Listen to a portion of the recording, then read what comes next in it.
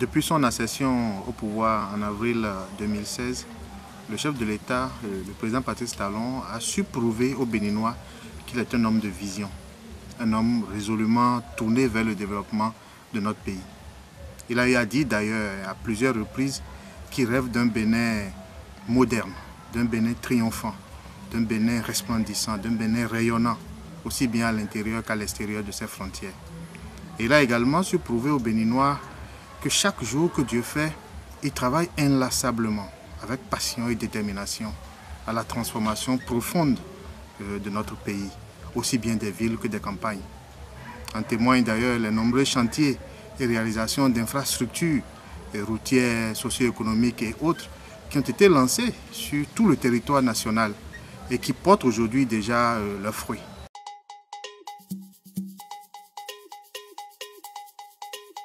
Et mieux, qu'il vous souvienne que lors de sa tournée de réduction de comptes à l'étape de la Takora, de la Donga et de la Libori, ensuite pendant la campagne électorale pour la présidentielle d'avril 2021, le président de la République a martelé et réaffirmé partout son engagement à moderniser le réseau routier de notre pays et à réaliser prioritairement les routes de la région des 2KP ainsi que les autres routes de priorité nationale. Cet engagement a été traduit en projet inscrit en bonne place dans le programme d'action du gouvernement et le président de la République a œuvré à mobiliser toutes les énergies et les ressources afin de sa concrétisation.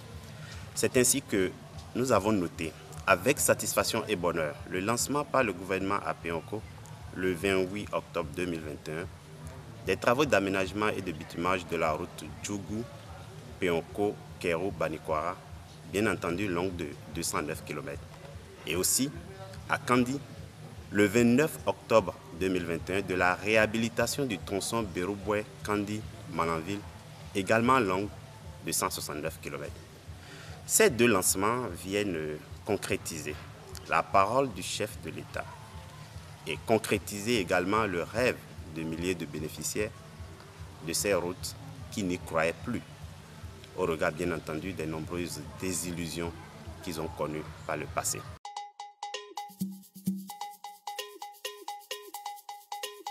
Pour ce qui est des travaux d'aménagement et de bitumage de l'As Djougou, Péonko, Kéro, Banikwara, il faut se dire que c'est la perspective de la fin d'un calvaire séculaire, non seulement pour les populations des localités concernées, mais également pour les usagers de ces axes où la défectuosité des routes est la cause chaque année de drames entraînant d'importants dégâts matériels et humains. Les accidents multiples au bilan toujours lourd, les noyades d'enfants et d'adultes dans les eaux en crue, se déversant sur les routes, les populations et des villages entiers coupés du reste du monde pendant toute la période des pluies.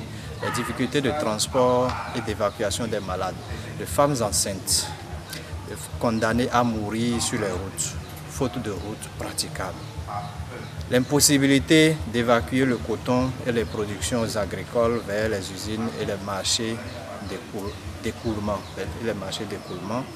Voilà autant de difficultés récurrentes de nos populations qui seront conjuguées bientôt au passé grâce à la volonté et l'engagement du président Patrice Talon.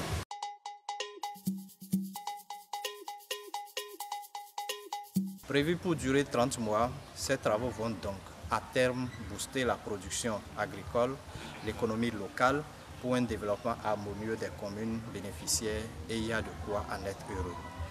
Pour la plateforme, pour la promotion des acquis de la rupture, c'est des sentiments de joie et de reconnaissance à l'endroit du chef de l'État, le président Patrice Talon, car ce qui était perçu par plusieurs, par les populations, comme une fausse promesse est devenu aujourd'hui une réalité.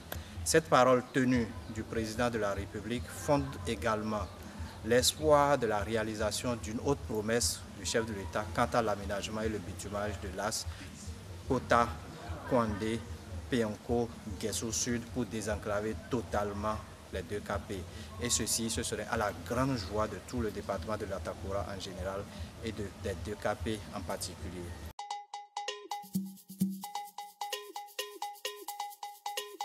S'agissant du tronçon Bérouboué-Kandi-Malanville, il est heureux de constater qu'au-delà d'une simple réhabilitation, c'est à une modernisation très ambitieuse de cette section de la route nationale inter-État numéro 2 et de la route communautaire CU10 que nous conduit le gouvernement du président Patrice Talon. Comment ne pas s'émerveiller lorsqu'on prend connaissance de toutes les infrastructures qui seront réalisées dans le cadre de la réhabilitation de la route qui touche à tous les secteurs de la vie socio-économique du département de la Liborie.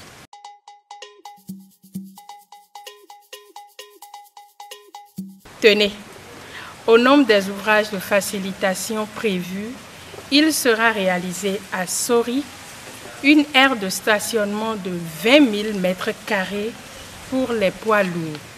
À Kandi, il sera réalisé une aire de stationnement de 10 000 m² pour les poids lourds et l'aménagement d'une gare routière. À Malanville, il sera aménagé une gare routière de 15 000 m² plus une aire de stationnement de 15 000 m². Cerise sur le gâteau, dans le même sens, il est prévu l'aménagement de 70 km de pistes rurales, en plus de la construction de 5 modules de 3 classes avec bureaux et magasins pour impacter également l'éducation. Dans le secteur de la santé, il sera construit 2 centres de santé. En termes de sécurisation des espaces scolaires, il sera construit 5 800 mètres linéaires de clôture d'écoles et de bâtiments publics. En ce qui concerne les équipements marchands, il y aura 8 modules de 6 boutiques. Il est également prévu dans les marchés la construction de 4 hangars, la construction d'un marché à bétail, sans oublier la réalisation de 5 retenues d'eau et de 12 forages solaires. Il est désormais clair qu'avec la réalisation de ce projet, c'est le développement de la Liborie qui est en marche et l'on ne peut qu'être reconnaissant au gouvernement du président Patrice Talon.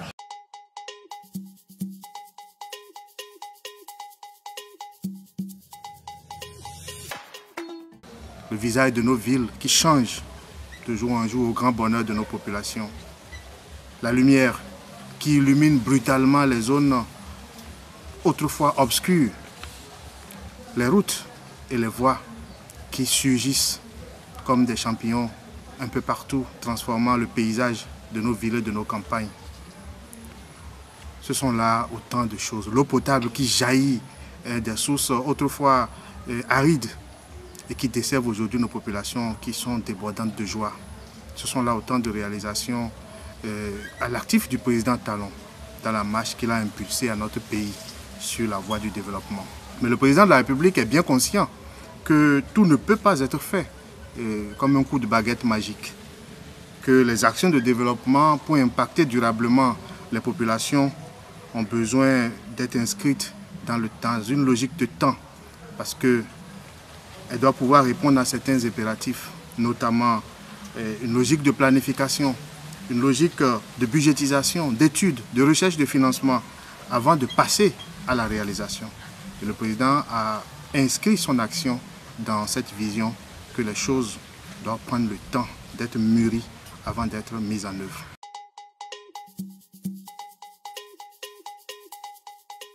Nous pouvons dire qu'avec la réalisation de ces infrastructures routières qui ont été lancées les 28 et 29 octobre dernier, le chef de l'État inscrit durablement notre pays dans la modernité et justifie une fois encore le surnom de grand bâtisseur de la nation qui lui a été donné. Mieux, il faut dire que grâce au lancement de la voie Djougou-Peonko-Kéru-Banikwara, le président de la République entre définitivement dans l'histoire de la Takora-Donga et dans l'histoire des 2KP en particulier. C'est le premier président de la République du Bénin à avoir posé un acte historique pour mettre fin au calvaire des populations de la Takora et notamment des 2KP. Ces populations qui ont payé un lourd tribut de leur sang et de leur vie sur ces routes enclavées, sur ces routes impraticables. de notre pays. Aujourd'hui, grâce à ce lancement, le président Patrice Talon vient mettre fin à cela. Et pour ça, la PEPA tient à lui dire merci et à inviter le peuple béninois à lui en être reconnaissant.